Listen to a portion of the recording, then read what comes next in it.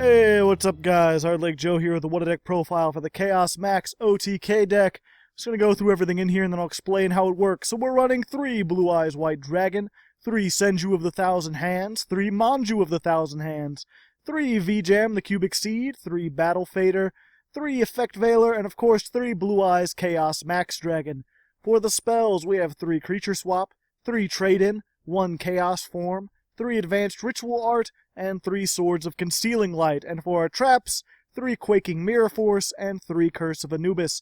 The extra deck has 1 Star Eater, 1 Gigantic Castle, 1 Azure Eyes Silver Dragon, 1 Blue Eyes Spirit Dragon, 1 Cloud Castle, 1 Tatsunoko, 1 Formula Synchron, Galaxy Eyes Full Armor Photon Dragon, number 38 Hope Harbinger Dragon Titanic Galaxy, number 107 Galaxy Eyes Tachyon Dragon, Divine Dragon Knight Felgran, Castell, Fairy Cheer Girl, Ghost Trick Doulahan, and Slacker Magician. The side deck I'll go over later.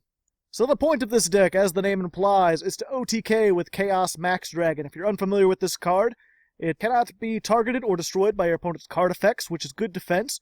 Also, if this card attacks a defense position monster, inflict double piercing damage to your opponent. That's where you can OTK, because this has 4,000 attack, which means you attack something with 0 defense, then you automatically just do 8,000, you win, game over. So in order to do that, we have 2 different ways that we facilitate that. One is with Curse of Anubis. This will change all face-up effect monsters on the field to defense position, and their defense becomes 0 and their battle positions cannot be changed. So you want to make sure you activate this before you summon your Chaos Max Dragon, otherwise it'll be switched to defense position too. A good idea is to wait until the end phase of their turn. If you already have Chaos Max Dragon out, shift everything to defense position, and then during your turn you can move them back, or just doing it on your turn before you summon. Obviously the 0 defense thing only lasts until the end of the turn, so if you do it during their turn, you're not going to be able to attack.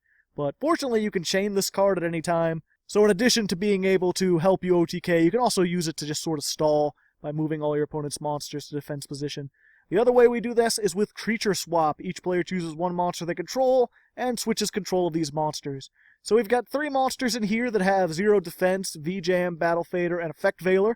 If you already summoned your Chaos Max Dragon, you can just set any one of these, Creature Swap it to your opponent, and then attack into it to do 8,000 damage. In addition to that, we're also playing Swords of Concealing Light and the Quaking Mirror Force, both of which will put your opponent's monsters in face-down defense position. That'll not only help you stall, but obviously it'll let you do that double battle damage. Of course, if they don't have anything that has 0 defense, you won't be OTKing, but you could still do massive amounts of damage. Even if they have a sizable 2,000 defense, you're still doing 4,000 damage, so a couple attacks into that and they're done. Everything else in the deck is just either facilitating the summon of Chaos Max Dragon, or it's helping you draw or stall, so you can just wait until you get all your combo pieces. The main combo pieces you need are Chaos Max Dragon itself and Advanced Ritual Art. This will let you ritual summon a monster by sending normal monsters from your deck to the graveyard whose total levels are equal to that monster's. So because Chaos Max Dragon is 8, you can use the Blue Eyes.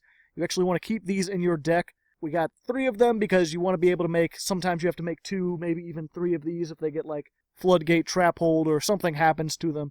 It's not very often, they're pretty defensive, but there's a chance that something could happen to them, so you want to have some backups for that. So in order to get these 2, we're playing Senju and Manju. Senju will just let you grab your ritual monster, so it just lets you get Chaos Max Dragon, while Manju will let you get either the monster or the ritual spell, whichever one you need. And in addition to the 3 advanced ritual art, we're also playing 1 backup. This is Chaos Form. This lets you ritual summon any Chaos monster, which includes this Chaos Max Dragon.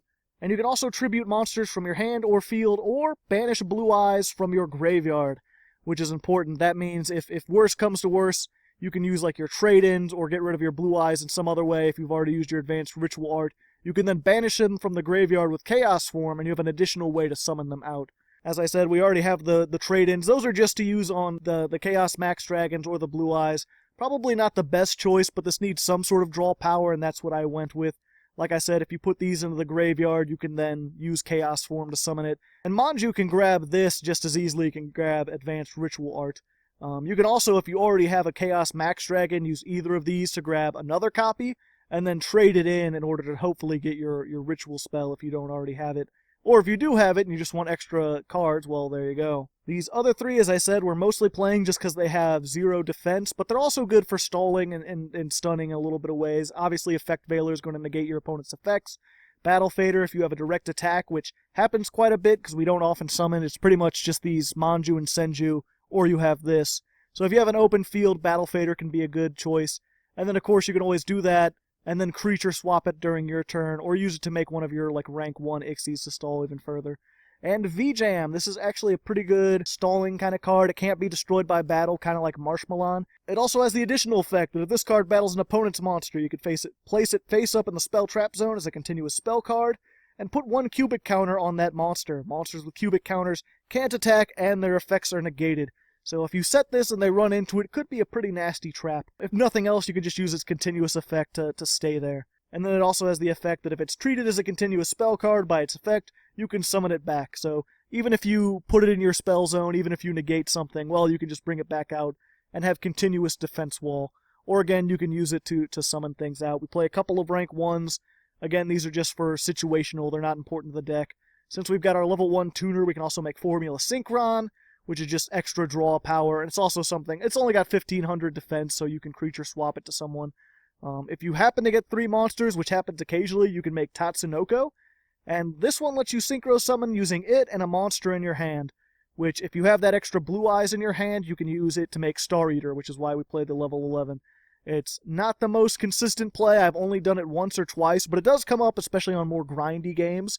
So I would recommend doing it, but you can always trade it out for other stuff. We've also got the rank 8s. You can use Blue Eyes or Chaos Max Dragon with Effect Veiler to make Spirit Dragon.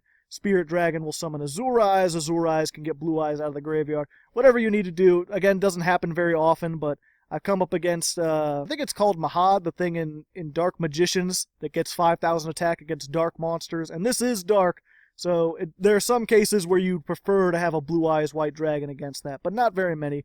And then we just have a couple other extras. You can really swipe in whatever you want.